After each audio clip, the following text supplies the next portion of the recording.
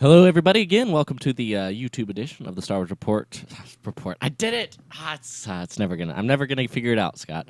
Scott Riffin's with us, and we're getting ready to start the podcast version here in just a second. But as always, I'd like to give a quick video shout out to everybody who is tuning in on the old YouTube channel, and make sure you subscribe to us right here. But without further ado, let's do this.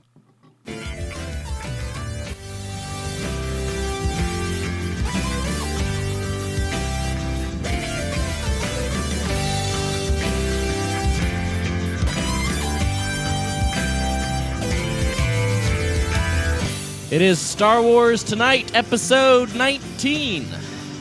Oh, man. We've got a great episode for you today. My voice is mostly recovered. Mostly. That's the key word there. I'm Riley Blanton, your host, and we've got a great show for you. We're talking about the Chinese trailer that just dropped last night, and much more. Let's do it right now. Falcon flight with destiny, headlong into the fight. Birds of a feather, well weathered together, chasing the dark from the night. Falcon flight with destiny, headlong into the fight. Birds of a feather, well weathered together, chasing the dark from the night.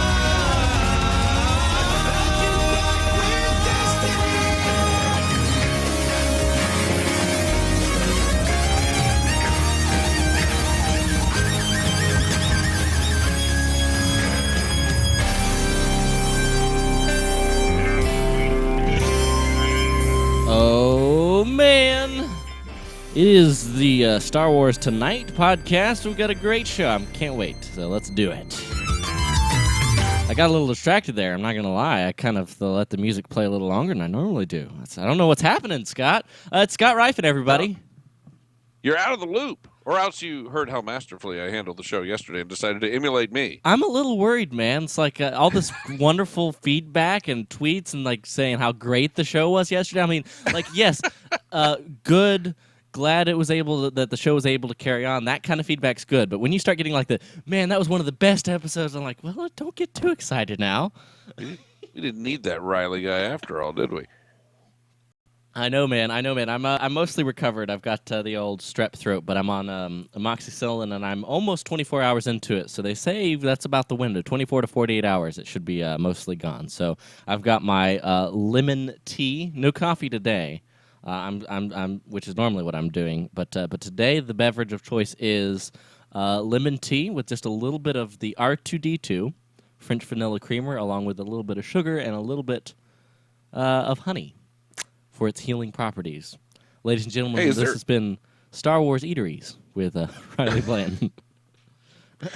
I just got a text from you from like 45 minutes ago. What's going on here? It just said, hey, you got disconnected. No, you didn't. I'm listening to you. Sorry about that. No worries. I got totally distracted by that. No worries. No, I'm actually. That's why you're the host.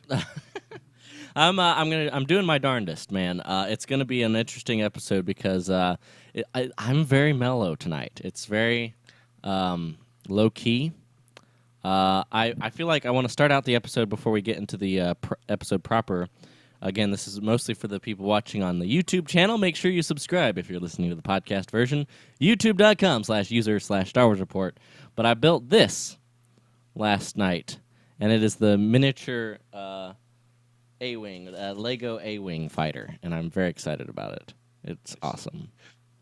You know, it's funny you say that because I know you're on the big Lego kick here. I am. I have never been anybody who has any dexterity whatsoever. In fact, when I took this is honest to goodness truth, when I took my gifted class exam when I was in third grade, like my reading and verbal and all that other stuff was magnificent, but they did an average back then in our school system, an average of the verbal and the spatial, I think is what they call the other, what you could do with your hands and that kind of thing.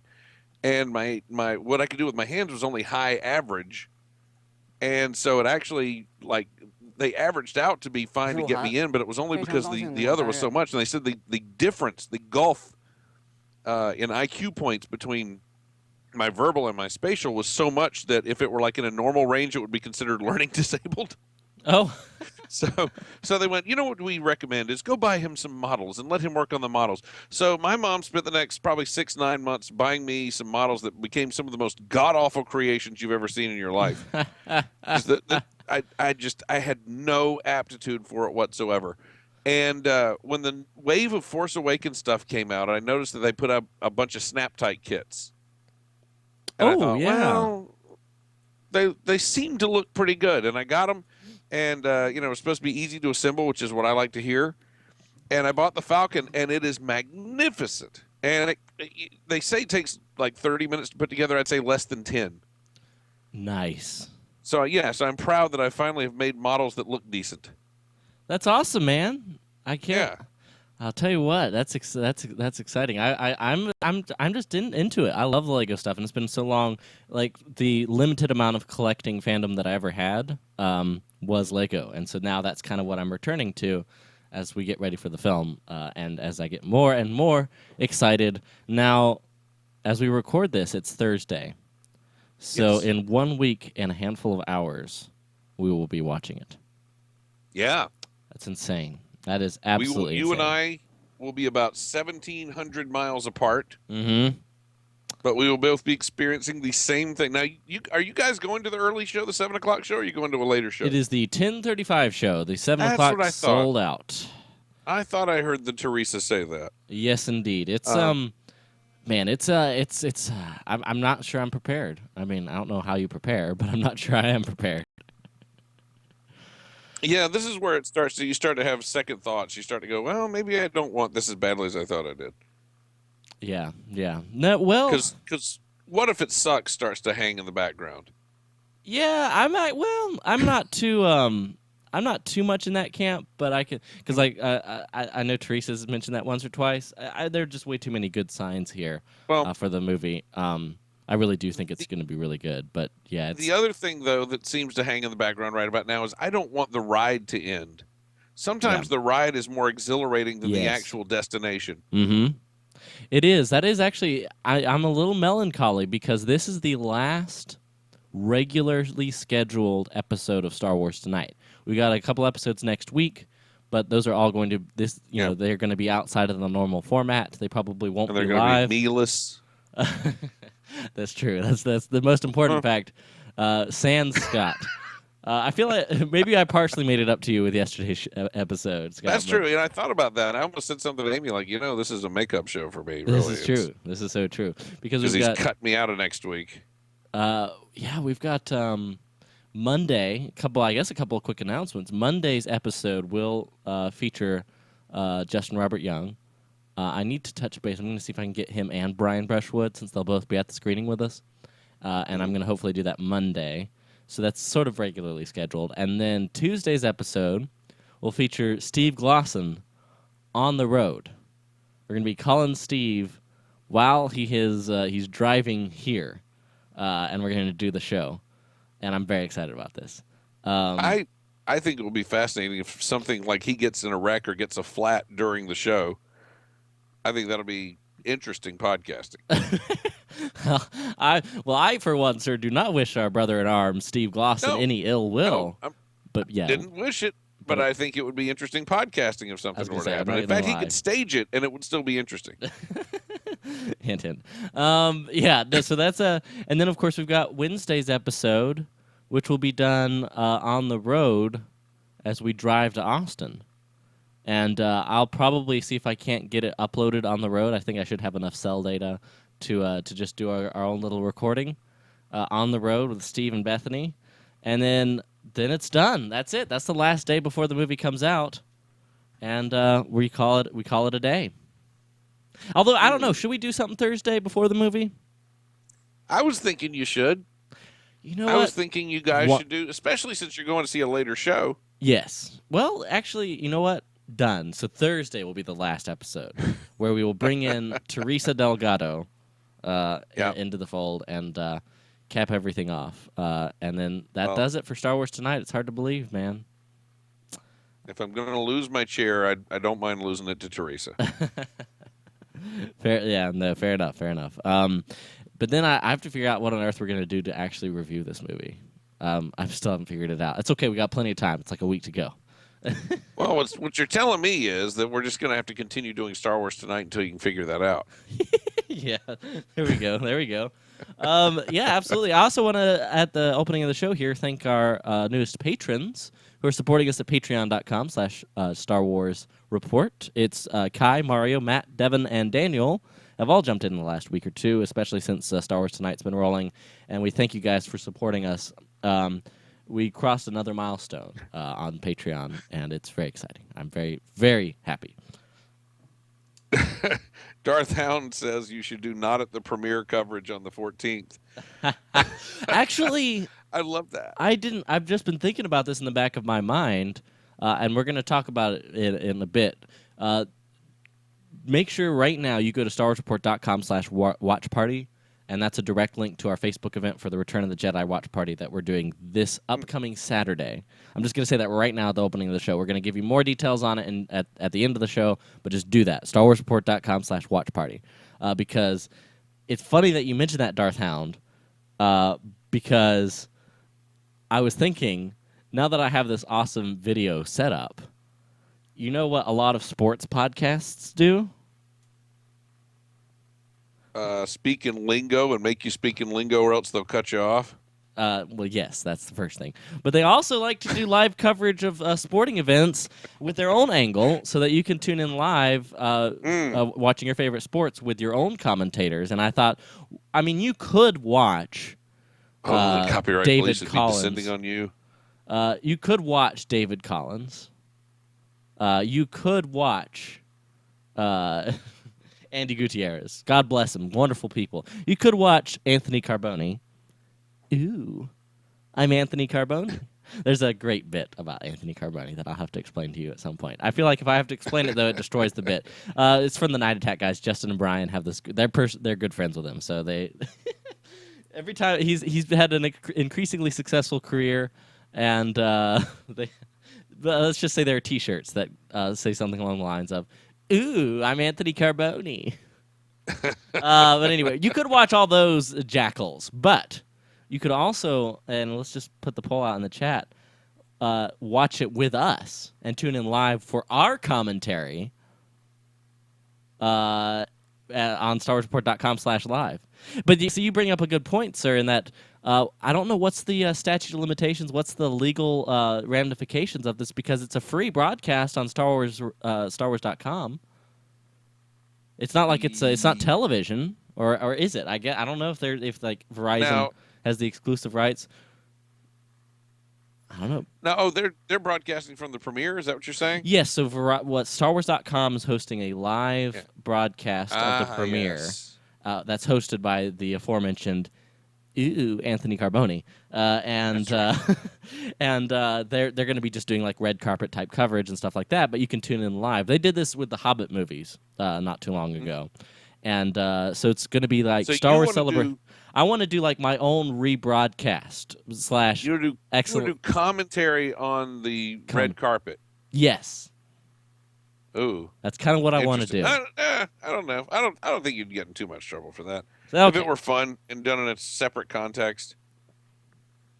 There we go. I think stay tuned. We'll see if we can't get that worked out as well. But enough of all that, sir. Oh well, actually no. I've had this in the show notes a few times, and I will be very remiss if I don't actually officially thank him. If you're looking at your podcatcher of choice right now, you saw about a week ago and some change a brand new logo for Star Wars Tonight. And it's a really, really awesome logo that kind of took my poorly photoshopped concept of the second Death Star faded over slightly the planet Earth so that the images merged together. Cool idea, poor execution, because I'm not a photoshopper. But he put together this amazing logo that has the Death Star, the second Death Star, and the moon, with the starfield in the background, and then the exact font and style of the Force Awakens logo to be Star Wars Tonight. And so I really... And if you're using a podcatcher that's a third party like Stitcher or Pocket Casts, hit refresh artwork, and you'll see the new artwork as well. And, of course, you'll see it on the show notes at StarWarsReport.com. But it's a really great artwork, and I wanted to give a special shout-out to Matt Rushing from the 602 Club. because he put that together for us, and I really do appreciate it for sure. Absolutely. Now, Scott, Yes. you were at Disney this last weekend, Oh yeah, were you I was not? at Disney. And You know it. got Yes. to experience the new Star Wars experience there. Tell me all about it. Yes. Well, they have. It was interesting because when I was talking to Amy yesterday, she was talking about, yeah, they've got all the Season of the Force stuff there. Well, no, they don't. No. I didn't see anything that said Season of the Force at Disney Studios, Disney's Hollywood Studios. But they did have the launch bay, and they did have the Path to the Jedi or Path of a Jedi film, and of course they have the Star Tours modification. There's something that people I don't think understand about the Star Tours modification, and I may be totally wrong. I was fishing for an answer earlier, and I haven't been able to get one that I like yet, which is I saw it twice, and what I've been told by people was that they'd put a Jakku scene at the beginning, and then the randomization continues after that. But I'm going to tell you, when I saw it twice, the first scene was the Vader scene, and there are two opening scenes usually. The Jakku scene, then BB-8 on the hologram, and then the Coruscant scene with a new ending. And when I saw the new ending, I thought, well, are they doing new endings for everything? So I went back, and I got the exact same experience. I don't think they're doing the branching during this. Gotcha. Which, they generally have the branching technology that gives you different endings and that kind of thing. The ending of the Coruscant thing was modified, so usually you go into a landing platform on Coruscant, and you see a bunch of other vehicles there and the traffic traffic droid. And in this one, you go into the platform, and the Millennium Falcon's there, the new one with the the old one, but with the new dish, and Chewie's sitting in the cockpit working on stuff. Nice. And so but that's the very end of it. Not spoiler alert, but so I think they've turned off the branching technology for the whole thing. I think everybody's getting the exact same Star Tours experience now. Which would make sense if they're wanting to rope in Force Awakens stuff like the Jakku sequence that we heard about at Disneyland. Yeah, the Jakku sequence is there. Okay. And it's neat. It's I'll just say this. When they show the trailer and they show Rey scavenging through the Star Destroyer, she's not the only scavenger. Yes. You have Unkar's thugs, as revealed in the Lego set of the Race Speeder, which is behind me. Yeah, there are thugs everywhere, and they're nasty, filthy, disgusting, and they try to scavenge the Star Speeder. They're sort of like orc Jawas, right? Like they're kind of gruesome creatures, and one of them actually licks the windshield of the Star Speeder you're in. Wait, what? Yeah, he licks the windshield. It's all right. It's great. Can that be the title of the episode? Yeah, he licks the windshield. It's great. Yeah. Oh, good Lord. Oh man, that's amazing. So you had Star Tours, but no real Season of the Force experience beyond they didn't that. Really have that. But they had the launch bay, and the launch bay was set up, and of course it was set up into character meet and greets. I don't know. Am I just too old for the character meet and greets? I don't know. I see, and then I said this on a podcast, and Therese was getting all over me for it, but I've never done any of the meet and greets for the characters because it's freaking not the actual character. It's a person dressed up as the character. And for me, it's great to do, but like I would do it. I do this all the time at Dragon Con when I take a photo with a Stormtrooper or a Chewbacca, but I ain't waiting 45 minutes in line just to do that. Amen, brother. That's what I'm talking about. Hashtag curmudgeon-y all the way. Hashtag get off my lawn.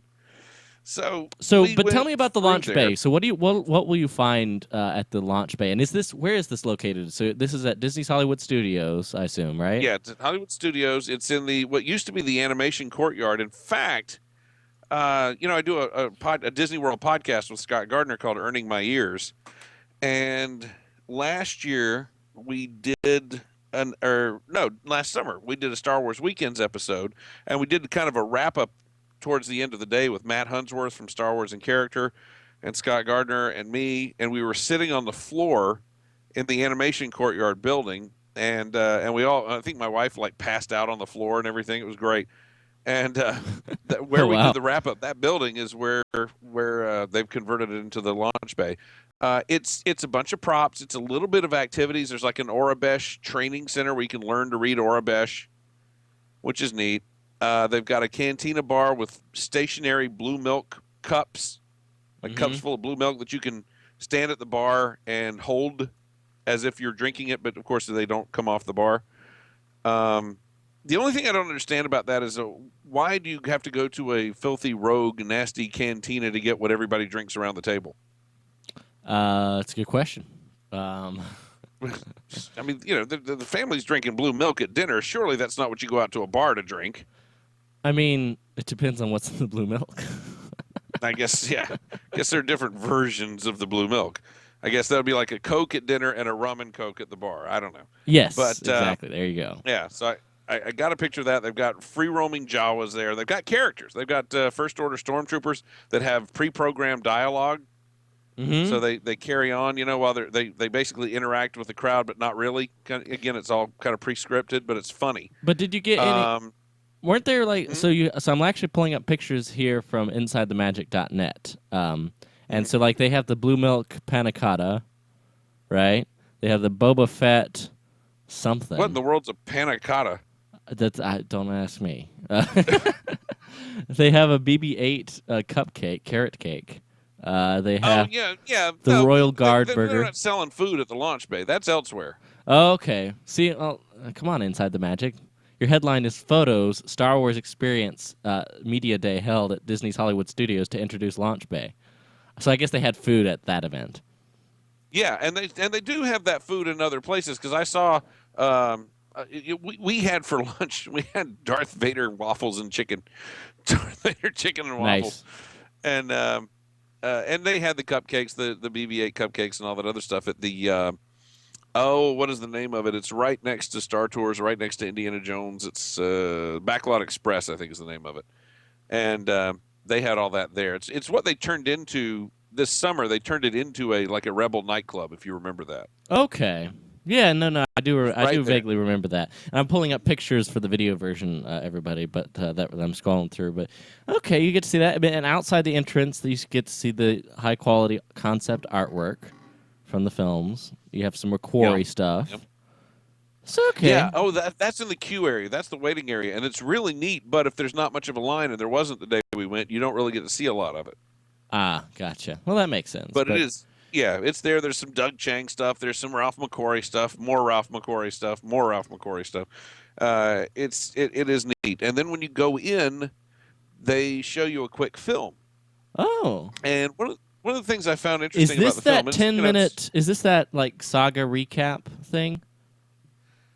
no, that's Path of the Jedi. That's later. Okay, That's somewhere else. gotcha. This is just a quick film saying, "Hey, guess what? We're making new Star Wars movies." One of the things I found interesting because I've been listening to Rebel Force Radio, and Jason and Jimmy have this back and forth thing going about whether or not they're going to say Episode 7 because on the crawl because there's been some reportedly some mandate to get rid of the Roman numerals and all of that. But I will tell you, throughout that film, they referred to Episode 8. They referred to Episode 9. They referred to Episode 7. They very much episode number happy. Gotcha. So Yeah. it has yeah, so I'm looking through this video that Inside the Magic has now that I'm playing in the background here. That's pretty cool. So is this the one that features kind of different interviews with the various directors of these upcoming films and that sort of thing? Yes. That's the Gotcha. film. Okay. And thumbs up on it. Is anything new you learned? Is it something that you can only see there, or is this online anywhere? I don't know if it's online anywhere. What I will tell you is, and I snapped a few phone shots as I was going through it. There are some concept art shots from the Star Wars land that I had not seen before. Some of them I'd seen, some of them I had not seen. Gotcha. So I snapped a few of those. I can get them to you. Yeah. I'm looking Uh, at this video now, the Macquarie artwork framed and backlit and everything, and that's pretty sweet. Yeah. I'm not gonna lie. That's all the queue area. That's all kind of the outdoor undercover queue area. But then you go into the theater, and then when you come out of the theater, you're in the area where you can go to the character meet and greets. You can look at the props, and they have You know, a lot of the stuff you saw at Celebration, the Kylo Ren lightsaber, they're all proper replicas, though, I'm looking at it which is the now. one thing that's a little disappointing. See, that's the nice thing about Um, why you guys should be watching the YouTube version, because we're literally watching it now as you describe it as well. So I like that. they've got the Kylo Ren, and right by that, they've got Captain Phasma's helmet. Yes. They've got a flame trooper. They've got all the different ships. They've got the old school stuff too, the Star Destroyer and all that other good stuff. The uniforms they've got Poe's helmet. They just have just a ton of different things on display, including like the droid tri fighter. They've got a. It's funny that you said huge that. It speeder bike. literally, sorry, I'm just geeking out here. It literally said droid tri-fighter, and the video showed it the second you started doing that, which is amazing really? because, folks, I swear, Scott is on like at least, even if he's watching the Twitch broadcast, on like a 30-second delay. So literally the second you Yeah. said tri-fighter, that they're showing it on the screen. Yeah, I'm nowhere near it. Yeah. That's right. But they've got all that, and then there's the store, because at Disney you've got to end it all with the store. Oh, of course. Oh, they're smart. And they have, huh? Oh, they're smart. Like, I realized after every great experience, when I'm on a Star Wars high or from a ride, and then I walk out and there's a giant gift shop afterwards. Yes, yes, and they have. I got to tell you, I really, really liked that shop. They had a lot of custom items. They had a lot of books. They had a lot of action figures, a lot of toys, the Air Hog stuff, the Hasbro stuff.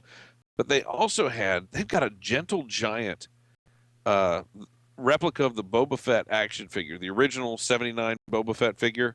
Oh, nice. 6 feet tall. Holy cow.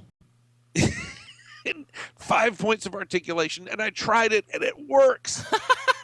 The arms move. I was in love with this thing. That is insane. That is awesome. I just adored it, and So it definitely seems. they had a huh? Oh, so it definitely seems like, if I were to boil it down, it's not exactly like groundbreaking in terms of ubiquitous Star Wars presence at the parks, but it's a nice start. It's sort of like when I next go, this is definitely a must-see destination. Well, what you have to remember though is there's not much left at Hollywood Studios right now. It's true. With everything that they've closed, there are basically 4 major Star Wars attractions there right now, and that is Star Tours, Launch Bay, the Jedi Training, which they've changed, by the way. Mm-hmm. They've made it more into a temple storyline instead of this bunker that they used to have it at, and then the Path of the Jedi, which they've got in the little theater that used to house Sounds Dangerous. Yeah. And it's so, I mean, you know, there are 4 Star Wars attractions right now, and there's not much else other than stuff on Sunset Boulevard like Tower of Terror and Rock and Roller Coaster. You know, there are those 2 attractions, and then you've got Indy, which is still open by the grace of God, and Toy Story Midway Mania, and then you're kind of done. That's true. That's So there's not much in that park right now. You know, if you don't love Star Wars, you don't really need to spend $100 to go to that park. I mean, it makes sense. It does make sense. I'm gonna add. Sorry, I just added the text so that everyone knows on Skype is Scott Rifen. This is the problem. I love this technology because being able to watch the video of all this stuff while you describe it, it's sort of like me being there at the same time as Scott. It's the closest thing we'll get to both being at Disney at the same time, because we keep trying to make this happen and it keeps falling through. That's awesome, man. It will happen next year. Absolutely, we're gonna make this happen. But I will say this: I feel like we need to talk about this Chinese trailer. Sound like a plan? You're absolutely right. We need So to talk about what I'm the gonna Chinese do is cue it up, and I've already gotten past the strange introduction, which I feel like we could do our own whole commentary on what that is right now. Actually, no, I don't, because I closed out the thing, so I have to go right here, and now cue this up, and 大 then 家好，我是鹿晗， there 非常高 he 兴能够 is 担任 in all of his. Who is this guy? Like I don't know. He's Luhan. Luhan's an old friend. Luhan. We go on many ventures together, Indy, but Okay. into the great unknown mystery. I go first, Indy. Was it? That's And maybe Wuhan, it's the sorry. politically correct era that we live in now. But like when I watched Temple of Doom, That's the second one, right? Yeah. I was Oh, like, yeah. man, that's kind of really racist. The way that I so kid's... love that movie. All right, I won't get into But that. but you say that, but yet I was on stage this morning, and tomorrow night I'll be on stage again doing a Christmas carol or a Christmas story, Mhm. where they go to a Chinese restaurant and Oh. the waiters are trying to sing "Deck the Halls," Oh, good Lord. and the chorus is "Fa ra ra ra ra." Oh, good God. Oh, man, I'm really uncomfortable right now. And they still do this? Yes, Oh, good Lord. it's great. That's a whole other topic for another day. We're gonna get past the introduction here. I'm sure he's well known. He looks like he's probably a famous YouTuber. He looks like a Disney Channel kid. Oh, don't get pause. Don't get Okay, me started. 16 seconds in. 16 seconds in. Don't freaking get me started on the Disney kids. I'm like, you have somebody to go on set and interview the cast and produce these awesome behind-the-scenes vignettes leading into the movie, and you have a freaking 13-year-old and you air it on Disney Channel. Come on. Hey, they can't all be Bresnikan. And that's true. In fact, that should also be the He title was- of this episode. He's been this ray of sunshine for the Star Wars fandom community. I'm really impressed with him and proud of him at the same time, because when he came on stage at Celebration, and I was watching the stream at home, when he came out, I just went, "Oh, nice. Who's the boy with the pretty hair?" It is He's well. not a Star Wars guy. Mm-hmm. I mean, And then he showed his chops. well, and I was probably a little more harsh at the time, as I've talked about many times.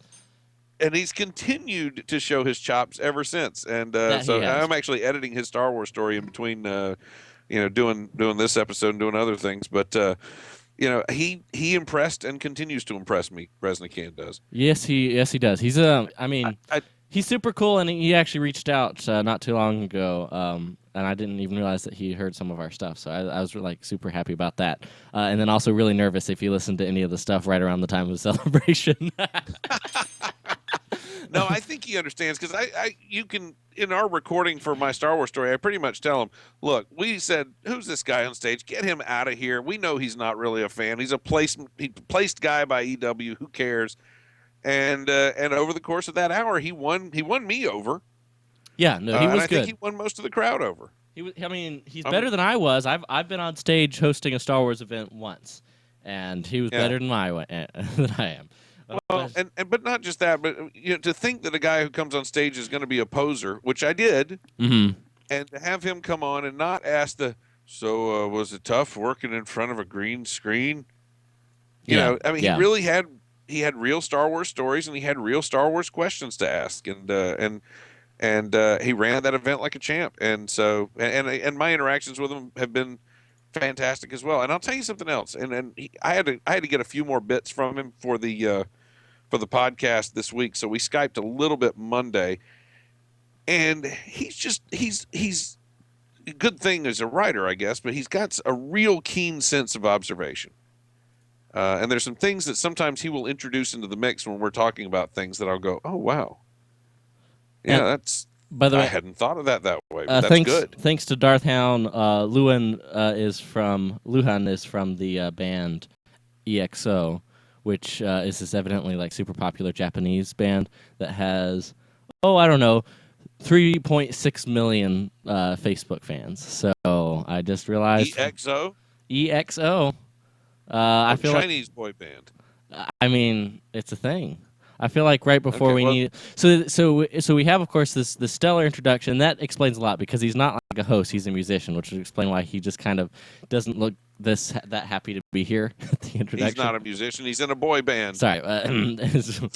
So I feel like what we need to cleanse the palate before we get started is to play a little bit of EXO's hit, "Sing for You." Oh, no. Check this out, man. Cleanse the palate.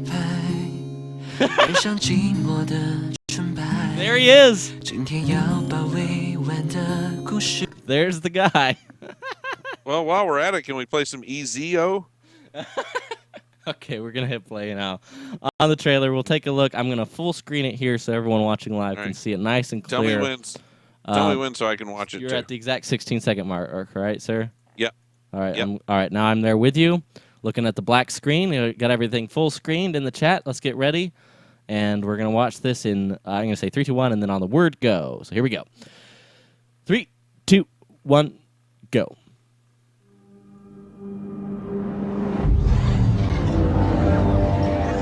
I'll show them the power of the darkness. No one will stand in our way. I will finish what you started.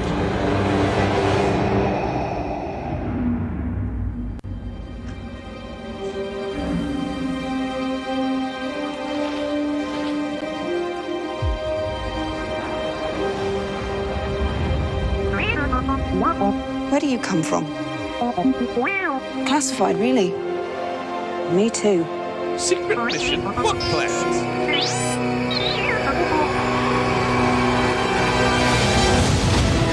We can't outrun them! We must! We need a pilot! We've got one! Come on, baby, don't let me down.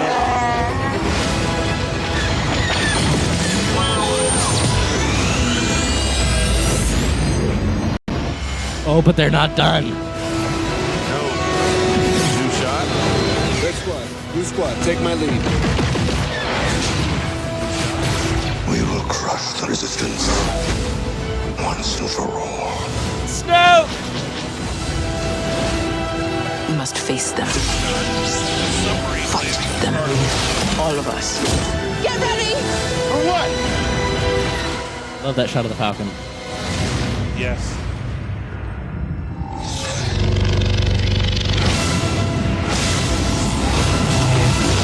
We got a lot of company!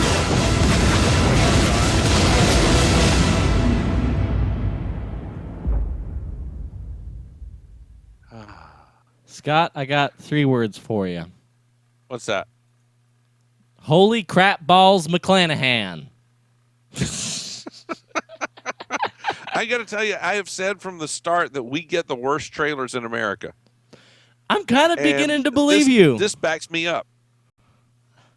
This may be the best trailer we've seen yet. It was the editing was so on point, where it knows when to hit you fast, but then also when to take a moment, and it really like the shot that we've seen brief glimpses of Rey suddenly realizing that Kylo Ren's pointing his lightsaber at her throat. They give that shot time to breathe, and it's just it's so good. But let's talk about it. Let's talk about what we got here. I'm gonna. I gotta actually wait. I just realized I need to pull it back up because I want to actually talk about some of the new shots that we actually have here. One of the things I want to point out as you're pulling this up is there's a shot in there where Finn is operating the Falcon's cannons. Yeah. Which, by the way, Finn does put an appearance in Star Tours. Finn actually has a spoken part. And the Falcon does this really weird shooting off the top of the ship type thing, which is really cool. But if you notice, when you see Finn, there's a shot of Finn at the gun on the Falcon, and you look, and the monitor, the targeting computer, is that red display with the little yellow grid TIE fighters. Oh, nice. That's awesome. That is awesome. I adore that little tiny detail. Absolutely. And we get to start with the Force theme, which I really like, which is a new version of it. Where do you come from? Classified, really? We still get kind of Classified. I love that. And then we, of course, get the Apocalypse Now shot. We can't outrun them! We must! It just feels like... I noticed for the first time in this shot when he says, with this right here... We need a pilot! We've got one! She's actually sort of... what's the word? She's a little bit just kind of taken aback that he doesn't believe her. She's just like, come on, get with the program. Yeah. Which I love. But you know what else I like? And that's a scene they used on, what, Kimmel? One of the shows they showed that scene. Yeah, that was in the what I like is American Music Awards. Okay, American Music. That's right. It was American Music Awards. His just kind of furious screaming there, worried. It really reminds me of Harrison Ford. Oh yeah, that's true. It really reminds me of his delivery. That's true. Yeah, no, and you know they kind of became good friends. We kind of get the sense, at least in the behind the scenes, that they're very much closely connected, and I probably think that is an indicator for what we'll also see in the movie itself. It may be all kinds of all new shots. Of course, we get that great shot of BB-8 rolling around that I guess framing on the Millennium Falcon corridor that we've seen in a few TV spots, but it's in the trailer here. And I just want to point out the sound design here. Listen to this. Wait for it. Right there. It's almost like a harmony with the music. Listen to this. Baby, don't let me down.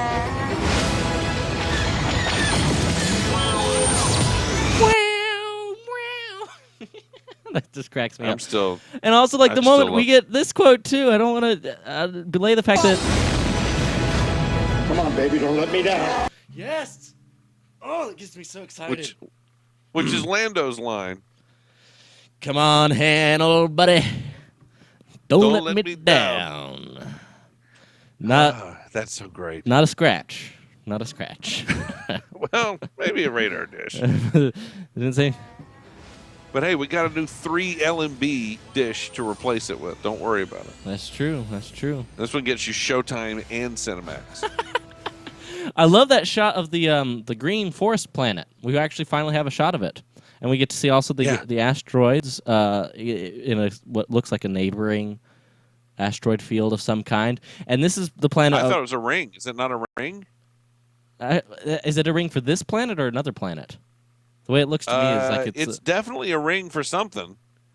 Because if you look at it, I mean, when you freeze frame it, it's definitely in an arc. That's true, and it does kind of seem to go around behind the planet. Ring. Yeah, sweet. That's awesome. Well, and what's interesting about this planet is, and again, because I'm mostly spoiler-free, I don't know much about the plot, but I do know that they were filming in that rural forest in England where they filmed a bunch of Robin Hood stuff before.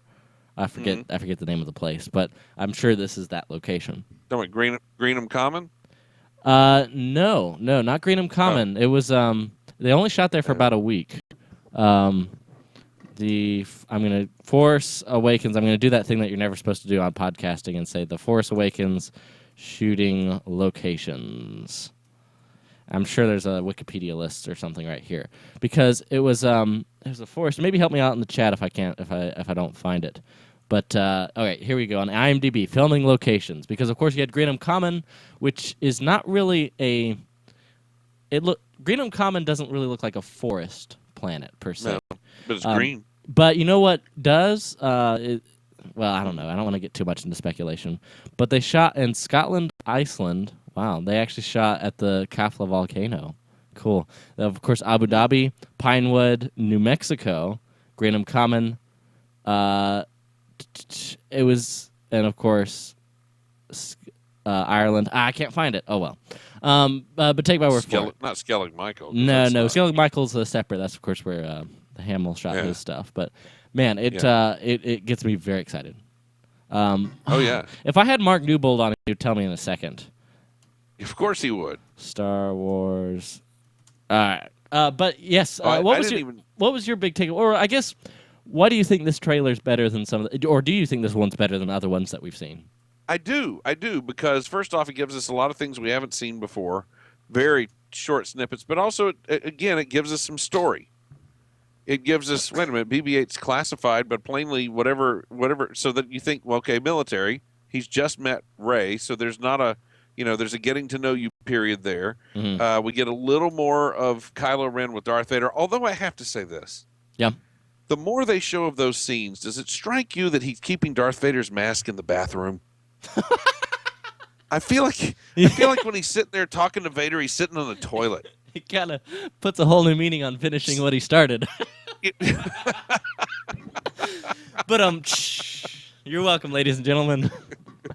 And in fact, Darth Howland just got it in the chat at the same time that I pull it up. It's the Forest of Dean, specifically Puzzlewood Forest in England. Puzzlewood, yes, I remember that. Because if I go Forest of Dean, Star Wars, and you see image results, you're going to see some incredible. In fact, I'm going to pull them up on the video version here, so folks can actually kind of get a gander at what this looks like, because it's a beautiful filming location, and they weren't there very long, but there were some leaked photos, and they look great, and I love that location. It's just a really ancient forest that's undisturbed, and if you watch the BBC Robin Hood, you see a lot of these kinds of locations and shots, but it's perfect. It fits right into the Star Wars world, and I love the location shooting that they're doing. Abu Dhabi here, the Forest of Dean, Greenham Common.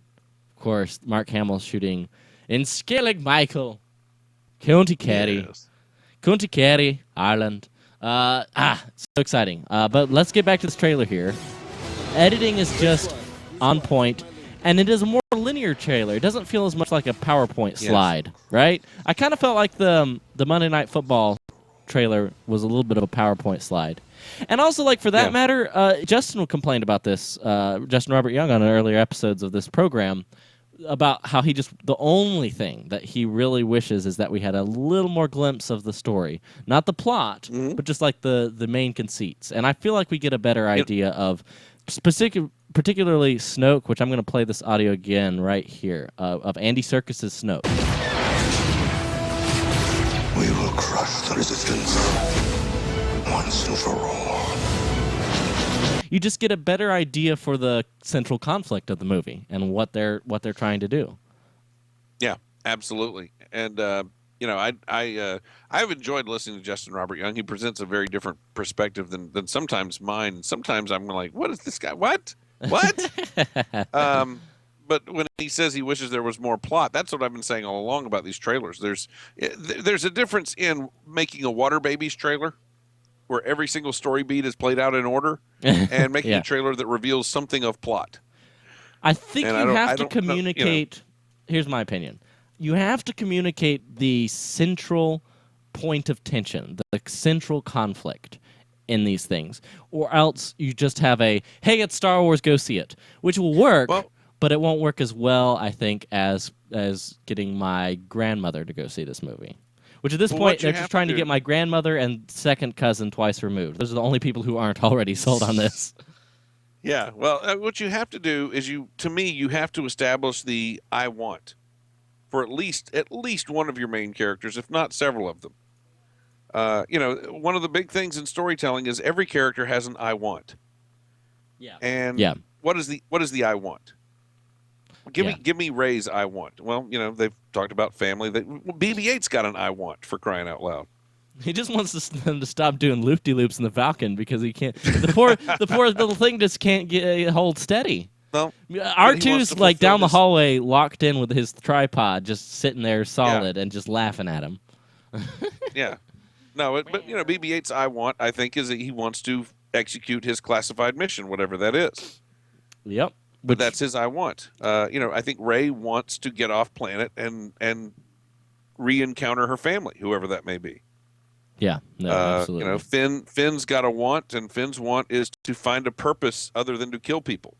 Yeah, Finn is probably the most clear character that we know so far in terms of what his motivations are and what his story arc is. And it's not just from the clips. You'll notice because when they show up on these talk shows like they have, there's a very clear set of talking points that they're telling the stories, right?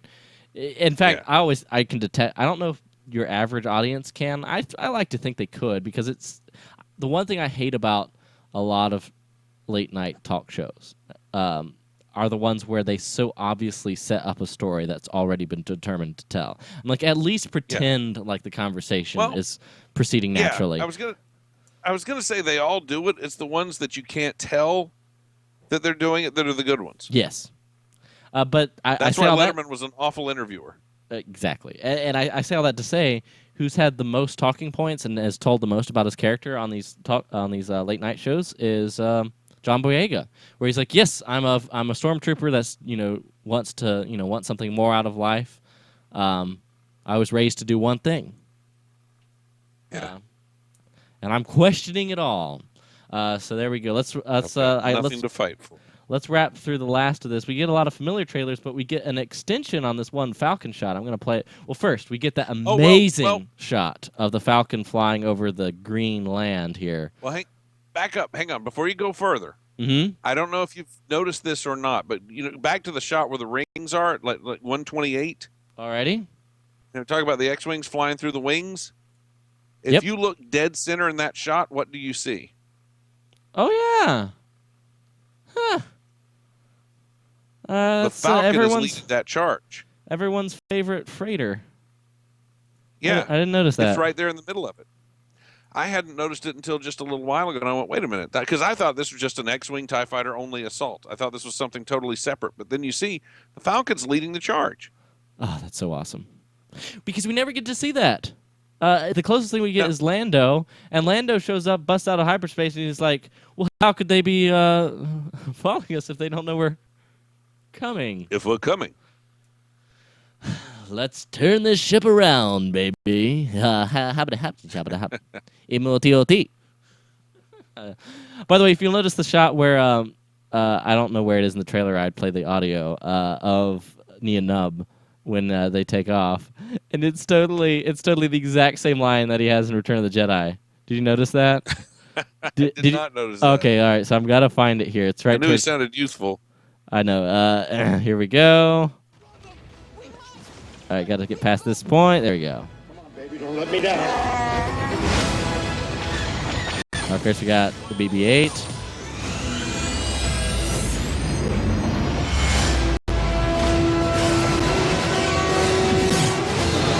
Red squad, blue squad, take my lead.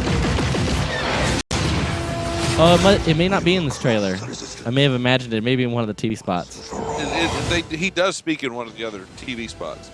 Yeah, it's not. It's not in this trailer. But I take my word for it. It's pretty hilarious. In fact, there's a Latin American TV spot that's out there. It's got Oscar Isaac speaking in Spanish. We queued that up. That was the start of Monday's episode, sir. Actually, I actually played that as like a cold open because it was so awesome. It's got so many good shots of that TIE fighter battle that nobody else that they haven't used anywhere else yet. Mm-hmm. Absolutely. All of us. Get ready! For what? So we hit that amazing shot of the Falcon flying over this green planet. And then... Yes. Oh, crap! They call it the snow belly flop. It's just like the Millennium Falcon just... We've seen the shot of it bursting through the trees, but that's pretty cool how it just taps the ground there.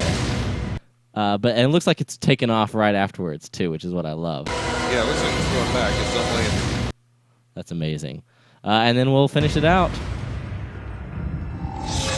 There it is. Taking their time. You see the raw look of fear. We got a lot of company! Yeah.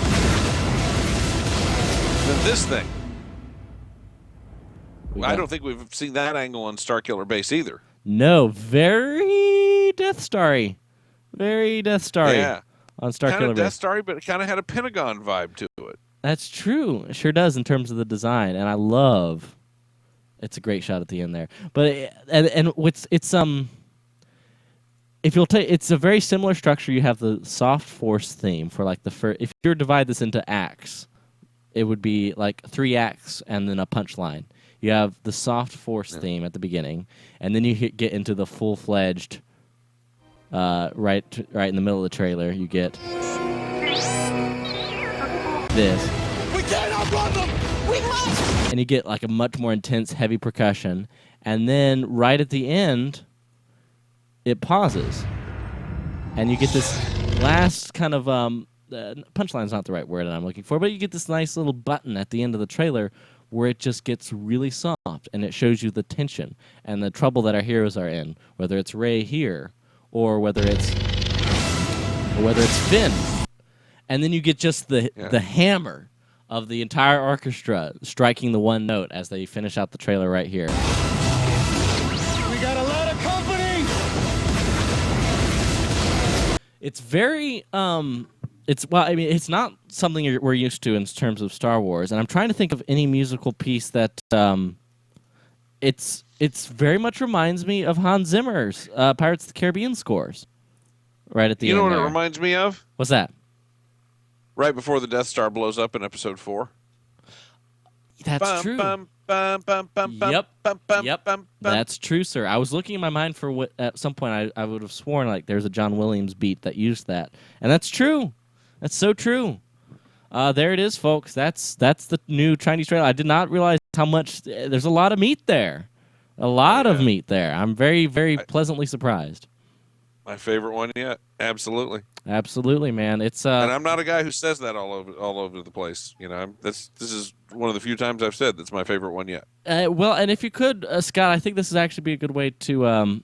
Actually, well, no, because I got one more thing after this. But let me just ask you, like, if you were to summarize it all together, would you? Why is this your favorite?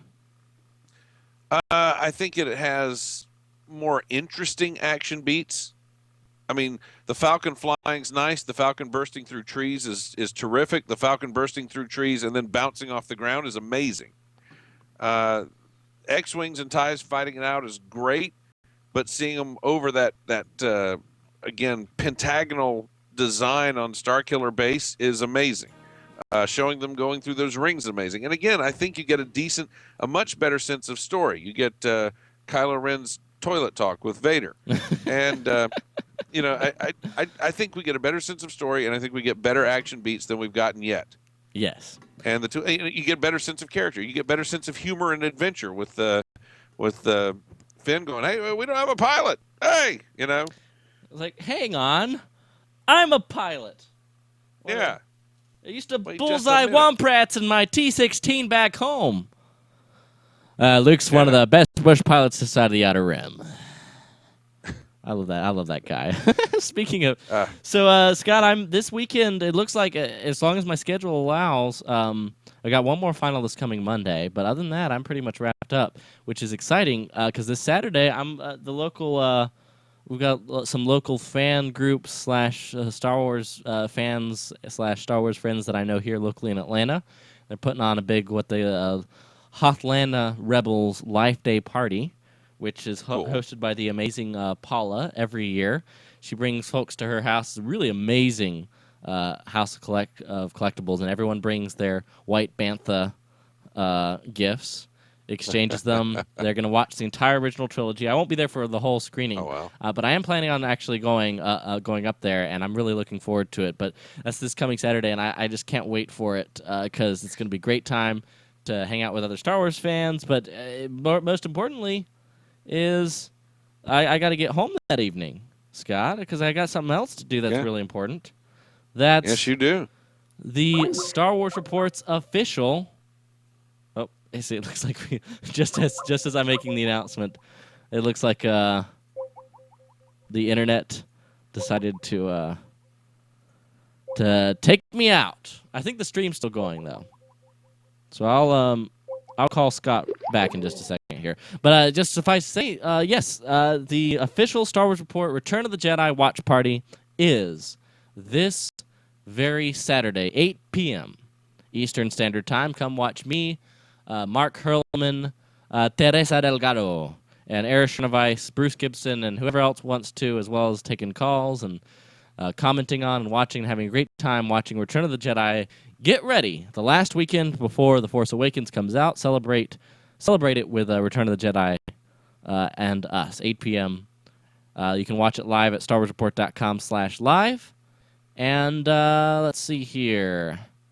I think that's pretty much it. I want to make... Oh, and I'll make it easy. There's a Facebook event for it. You can RSVP. You'll get notifications and stuff. So let's bring Scott back on.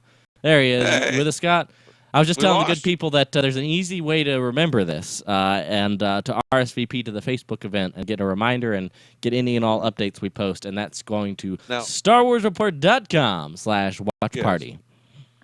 Now, can I plug real quick? Absolutely, man. All right, if anybody's in the South Georgia, North Florida area this Saturday, Jekyll Comic Con 2 will be taking place on Jekyll Island, Georgia. Electric Boogaloo. Yes, right. Electric Boogaloo, I believe is the subtitle. Mike and Ming from Comic Book Men will be there. Katrina Law from Arrow will be there. Deadshot from Arrow. And Michael, I can't remember his last name off the top of my head. Guest from The Walking Dead. Roxy the Rancor will be there. You're familiar with Roxy. Nice. Like the full, huge, giant Roxy the Rancor? Yes, she will be there. Holy cow. Yeah, it's going to be a huge event. It's a great experience. Jim Jenkins, my buddy Jim Jenkins, who created Doug and PB and J Otter, will be there. He is magic. Awesome. It's gonna be a lot of fun. Oh no, you're playing me off now. Be there or be square, folks. I had one more thing. Darn it. That's okay. We got about a minute or two to finish up our plug, sir. So let the folks know. No, I didn't have a plug. I had content. Content, sir. We're at an hour right there. This is like the longest episode of Star Wars Tonight to date. I know, but I'm mad at Kathleen Kennedy. You're mad at Kathleen Kennedy? Yes. All right, tell me why. I'm really curious now. Okay, I'm going to play this for you, okay? Okay, all right. This is from the press conference Sunday. You ready? All right. Can you hear that? A little closer, a little louder. Hang on. There we go. Okay, Mindy Kaling says to Kathleen Kennedy, can you talk to us about what's definitely not in the movie? Jar Jar's definitely not. And the first thing she says is Jar Jar's definitely not in the movie. That's just cheap. She shouldn't be making those jokes. Ladies and gentlemen, you hear that sound? That sound means we're not going to get to explore this. That sound means no. That's the sound of a cheap shot from one Kathleen Kennedy. Oh, and then man. She goes on to say, "And no Ewoks." I know it's a travesty. I'm just like, why don't you take every dollar that Lucasfilm Limited has made off of Ewoks? Then, if you hate them so much, and donate it all to charity.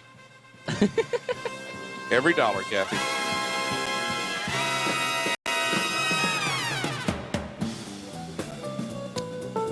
Folks, this has been the 19th episode of Star Wars Tonight. Thank you so much for tuning in. We appreciate you tuning in, supporting the show. Another huge thank you to our patrons who are supporting us at patreon.com/Star Wars Report. Star Wars Report. I don't suddenly...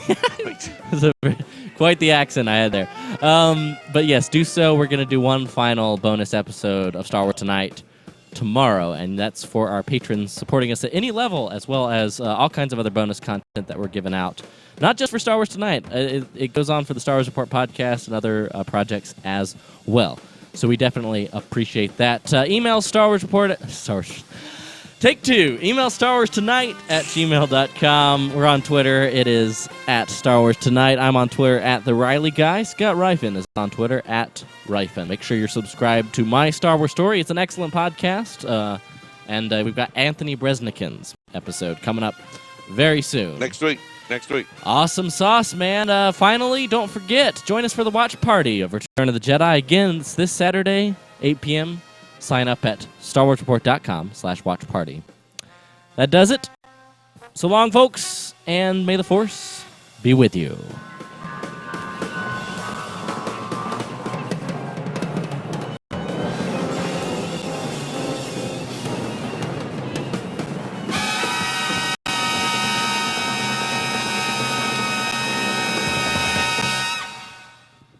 Babu, babu. There it is. Yeah, I had another hour in me. I know. I'm telling you, man. I mean, it's good. It's a good way to cap off this week because Mondays and Tuesdays and Wednesdays are going to be crazy. Well, and Thursdays, as I've now convinced myself, because I'm absolutely crazy. All right, everybody. I'm going to shut off the video version on YouTube. We'll see you guys later, and then.